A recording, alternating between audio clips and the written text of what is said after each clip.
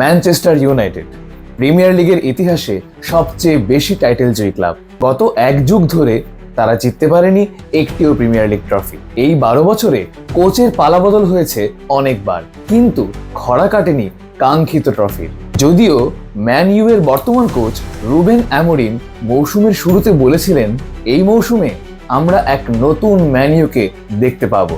আসলেই কি তাই দেখছি? অ্যামোরিম কি আগের কোচদের মতনই চলে যাবেন? আজ রাতে মাঠে নেমেছিল দুই premier league giant Man United ও আর্সেনাল। ম্যান ইউ এর হোম গ্রাউন্ড ওল্ড ট্রাফোর্ডে ম্যান ইউকে 1-0 গোলে হারিয়েছে Mikel আর্তেতার Arsenal.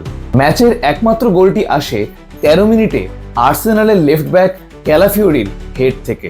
Declan rice corner kick করলে বল ম্যান ইউ এর গোলকিপার বাইন্দিরের হাত থেকে ডিফ্লেক্টেড হয়ে ফার পোস্টে চলে যায়, আর তখনই ক্যালাফিওরি হেডারে ফিনিশ করেন।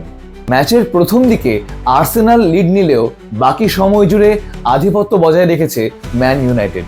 61% পজিশন ও 7টি অন টার্গেট শট, যেখানে আর্সেনাল করতে পেরেছে মাত্র 3টি। পুরো ম্যাচ নিজেদের নিয়ন্ত্রণে রাখা সত্ত্বেও ম্যান ইউনাইটেড লক্ষ্যভেদ করতে পারেনি একটিবারের জন্যও।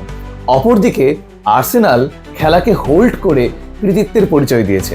আপনার কি মনে হয়, ম্যান ইউ কি পারবে তাদের এক যুগ ব্যাপী এই ট্রফি খরা কাটিয়ে স্বরূপে ফিরে আসতে, নাকি এটাও হতে যাচ্ছে আরও একটা ফ্লপ সিজন? আপনার মতামত জানান কমেন্টে।